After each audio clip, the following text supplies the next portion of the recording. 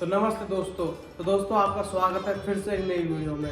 तो दोस्तों आज हम अपनी वीडियो में बात करेंगे रामायण के बारे में। जब राम और रावण का युद्ध चल रहा था, जब लक्ष्मण से लड़ने मेघनाथ आया तो उस समय क्या हुआ, लक्ष्मण जी कैसे मूर्छित हुए, तो बात करेंगे सारी कहानी के बारे में। तो दोस्तों बने रहिए एंड तक। धन्यवाद।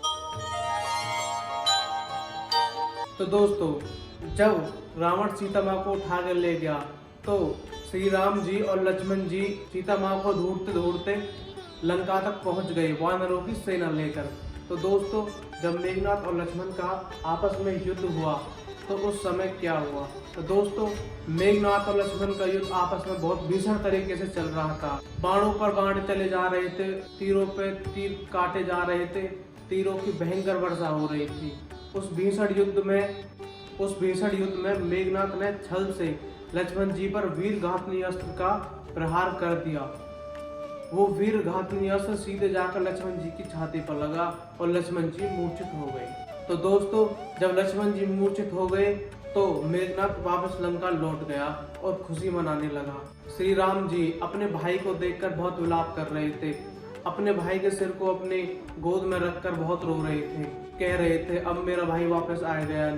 तो साथ में उनके विभीषण भी थे। तो दोस्त विभीषण जी ने बताया कि इस अस्त्र का प्रभाव सुबह तक रहेगा, अगर सुबह होने तक लक्ष्मण जी के लिए संजीवनी बूटी को ला सकता है तो ले आए।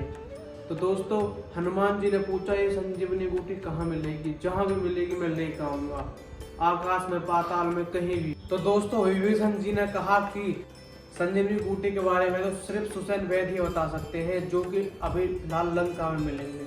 तो दोस्तों हनुमान जी उसी समय उड़कर लंका में प्रवेश कर दिया और सुसैन वैद्य के पूरी झोपड़ी को उठा लाए और सुसैन वैद्य को श्री राम के पास ले आए और उससे पूछा कि एक संजीवनी बूटी कहाँ मिलेगी। तो दोस्तों सुसैन वैद्य ने बताया कि ये संजीवनी बूटी द्रोणागिरी पर्वत पर मिलेगी।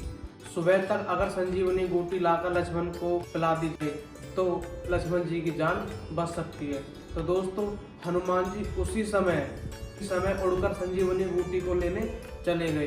तो दोस्तों जब हनुमान जी संजीवनी बूटी को लेने जा रहे थे वे संजीवनी बूटी के द्रोणागिरी पर्वत पर पहुंच गए तो उन्होंने देखा चारों ओर ही चमकीली चमकीली जड़ी बूटी चमक रही हैं, जो कि सुसैन वैद्य ने बताया कि जो चमकीली जड़ी बूटी होगी वही संजीवनी बूटी होगी। हनुमान जी ने चारों तरफ देखा तो वहां बूटी बहुत चमक रही थी, उनको पहचान में नहीं आई कौन सी संजीवनी बूटी है। तो दोस्तों हनुमान जी ने पूरा पर्वत ही उठा लिया, द्रोणागिरी पर्वत को उठाकर चल दिए।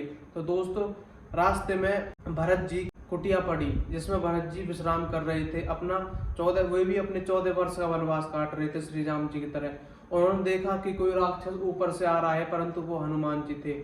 तो भरत जी ने तीर चला दिया और हनुमान जी मूर्छित होकर नीचे गिर गए। भरत जी ने पूछा अरे ये तो हनुमान है, हनुमान जी तुम यहाँ क्या कर रहे? तो हनुमान जी ने पूरी कहानी बता, मैं अपने बाण पर आपको बैठाकर शीघ्र से शीघ्र लक्ष्मण जी और राम जी के पास भेज दूंगा।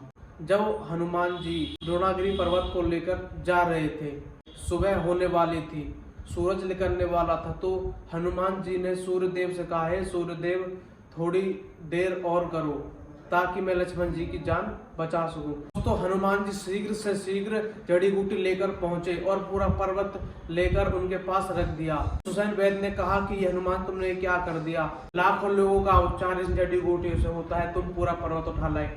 तो हनुमान जी ने कहा कि सुसैन वैद्य आप देखकर मतलब आप लक्ष्मण जी को मूर्छा से बाहर लाओ, मैं इसको वापस उसी जगह रखे आऊंगा। सुसैन वैद्य ने जड़ी बूटी पीस कर लक्ष्मण जी को पिलाई और लक्ष्मण जी मूर्छा से बाहर आ गए और सारे वानर बहुत खुश हुए, श्री राम जी बहुत खुश हुए। श्री राम जी ने लक्ष्मण जी को अपने गले लगाया और बहुत खुश हुए और हनुमान जी वापस जाकर द्रोणागिरी पर्वत को उसी स्थान पर धरे आए। तो दोस्तों कैसा लगा आपको ये वीडियो देखकर? अच्छा लगा तो लाइक सब्सक्राइब कमेंट जरूर करें। धन्यवाद।